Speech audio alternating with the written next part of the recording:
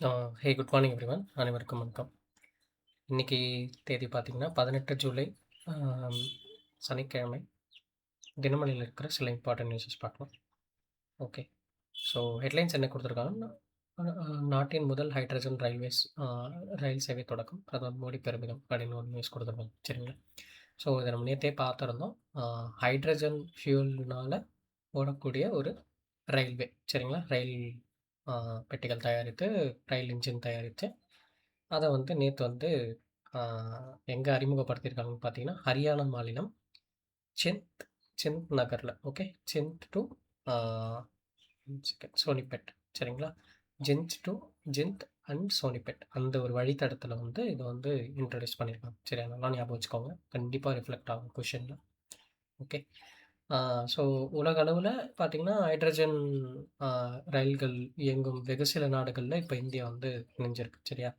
இதுக்கு முன்னாடி பார்த்தீங்கன்னா 2018 ஜெர்மனி இன்ட்ரடியூஸ் பண்ணியிருப்பாங்க. ஸோ அதுக்கப்புறம் ஜப்பான், சைனா, யூஎஸ்ஏ, இப்போ நம்ம அடுத்தா வந்து நம்ம யூஸ் பண்ணுறோம். சரிங்களா? அது மட்டும் இல்லாமல் சீனா, ஜப்பான், ஸ்வீடன் இந்த மாதிரி நாடுகள்லையும் யூஸ் பண்ணுறாங்க. சரிங்களா? அமெரிக்கா, தென்கொரியா எல்லாமே. ஓகே, சரி. ஸோ அடுத்து பார்த்தீங்கன்னா இங்கே என்ன கொடுத்துருக்காங்கன்னா, இது வந்து இப்போ ஹைட்ரஜன் அப்படின்னும்போது ஹைட்ரஜன் எரிபொருள்னால இந்த இந்த ரயில் வந்து கிட்டத்தட்ட 75 kilometres per hour. Okay, 75 kilometre per hour ஸ்பீடில் இது போகும். அதுதான் டிசைன்டு. சாரி, அதான் டிசைன்டு. பட் மேக்ஸிமம் நம்ம வந்து 100 கிலோமீட்டர் பெர் ஹவர் வந்து இயக்கலாம். சரிங்களா? ஸோ இதில் வந்து 10 பெட்டிகள் இருக்குது. சரிங்களா? 10 பெட்டிகள் கொண்ட ரயில் இது. சுமார் 2600 பயணிகள் வந்து பயணிக்கலாம். சரிங்களா? மேக்ஸிமம். அதே மாதிரி பார்த்தீங்கன்னா கிட்டத்தட்ட இதோட அவுட்புட்டா நமக்கு என்ன கிடைக்கும்? இப்ப நார்மலா நம்ம வந்து கோல் அதெல்லாம் யூஸ் பண்ணும்போது நமக்கு என்ன கிடைக்கும்னு பார்த்தீங்கன்னா, நம்ம அத எரிக்கும்போது நமக்கு கார்பன் டை ஆக்சைடு இதெல்லாம் வரும். அந்த மாரி மாசு மாசு ஏற்படுத்தக்கூடிய கேஸஸ்லாம் லீக் ஆகும் இல்லையா? ஆ இது ஆக்சைடு, அப்புறம் நைட்ரஜன் ஆக்சைடு இந்த மாரி தீங்கு விளைவிக்கக்கூடிய மாசுபடுதிகள் வெளியாகும். ஹைட்ரஜன் எரிக்கப்படும்போது நமக்கு வந்து வெறும் வாட்டர் வேப்பர் தான் வரும். சரிங்களா? ஸோ ஹைட்ரஜன் ரயில நம்ம விளைபொருளா நம்ம எ எ எலக்ட்ரிசிட்டியா நம்ம கன்வெர்ட் பண்ணும்போது, நமக்கு நீராவி மட்டுமே உருவாகுது. சுற்றுச்சூழலுக்கு எந்த தீங்கும் இல்ல. சரிங்களா? ஸோ இத வந்து கம்ப்ளீட்டா இம்ப்ளிமெண்ட் பண்ணாங்கன்னா, இது ஒரு பைலட் ப்ராஜெக்ட்டா தான் ஸ்டார்ட் பண்ணியிருக்காங்க. ஓகே. ஸோ இது நல்லா போச்சு அப்டின்னா, எந்த இஷ்யூ இல்லாம கம்ப்ளீட்டா இம்ப்ளிமெண்ட் பண்ணுவாங்க இன் ஃபியூச்சர்ல. சரிங்களா? ஓகே. ஓகே.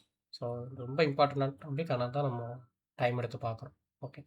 சரி. அடுத்து வந்தோம்னா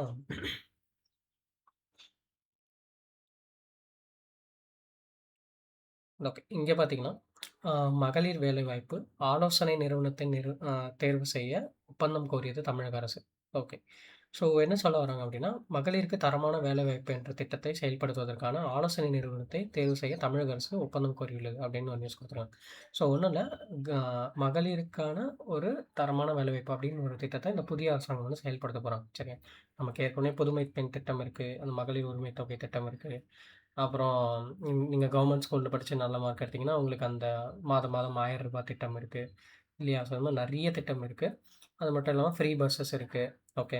இப்போ ரீசென்ட்டா தாவேக்கா அரசு செயல்படுத்தக்கூடிய அந்த தாய்மாமன் சீர். ஓகே. உங்களுக்கு குழந்தை பொறந்ததுன்னா, தாய்மாமன் சீர் திட்டம் இருக்கு. ஸோ, இந்த மாரி தொடர்ந்து இன்னொரு திட்டம் பார்த்தீங்கன்னா, மகளிருக்கான தரமான வேலைவாய்ப்பு அப்படின்ற ஒரு திட்டம். இது என்ன அப்படின்னா, மகளிருக்கு தரமான ஒரு வேலைவாய்ப்பு எல்லா மகளிருக்கும் குடுக்குறது. சரிங்களா?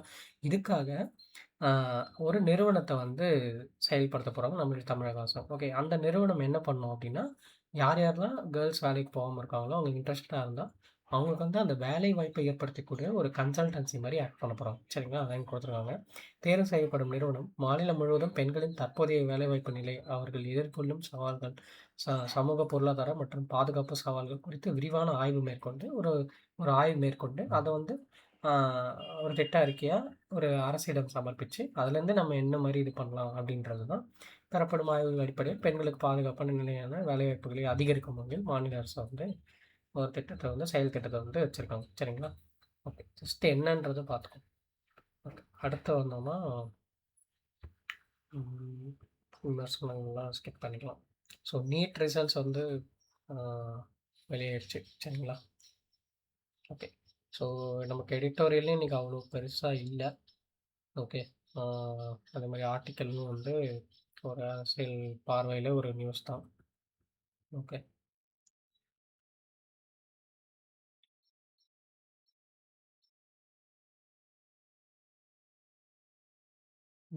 பெரிய அளவு செய்திகள் இல்ல.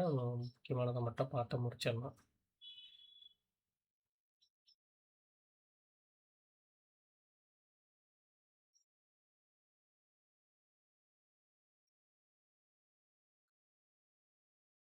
ஓகே. இங்க பார்த்தீங்கன்னா, ஆ பிரிட்டன் பிரதமராகிற ஆன்டி பர்ன்ஹாம் அப்படின்னு ஒரு நியூஸ் குடுத்துருக்காங்க. சரியா? ஸோ, இப்போ இருக்க பிரதமரா இருக்கக்கூடிய கியார் ஸ்டார்மர். ஓகே. ஆ அவருடைய கட்சியிலருந்து பார்த்தீங்கன்னா, இப்போ புது பிரதமரா வந்து ஆன்டி பர்ன்ஹாம் அப்படின்றவர் வந்து ஆ பிரதமர் ஆகப் போறாரு. ஓகே. ஸோ, இவரு வந்து தேர்ந்தெடுத்திருக்காங்க அந்த கட்சி. சரிங்களா? அதிகாரப்பூர்வமா தேர்ந்தெடுக்கப்பட்டிருக்காங்க. தலைமை அந்த கட்சியில தொழிலாளர் கட்சியில. ஓகே. ஸோ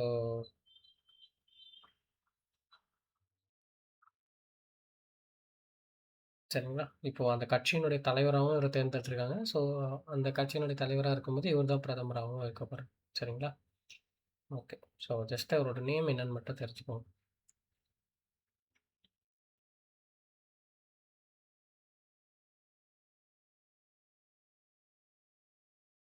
அடுத்து வந்தோம்னா, இன்று விண்ணில் பாய்கிறது விக்ரம் 1 தனியார் ராக்கெட். இஸ்ரோ வரலாற்றில் முதல் முறை. ஸோ, விக்ரம் 1 நம்ம ஆல்ரெடி பார்த்திருந்தோம். இது ரெடி ஆயிடுச்சு. ஜூலை 18 வந்து ஸ்டார்ட் ஆக போகுது அப்படின்னு சொல்லிட்டு. ஸோ, தெலுங்கானா மாநிலம் ஹைதராபாத்த தலைமையிடமா கொண்ட அந்த ஸ்கை ரூட். ஓகே. அவங்க தான் வந்து இந்த பிரைவேட் ராக்கெட்ட வந்து தயாரிச்சாங்க. இஸ்ரோ விட்டு இந்த பிரைவேட் ராக்கெட்ட வந்து தயாரிச்சாங்க. ஸோ, இதான் இந்த பிளானிங். ஓகே.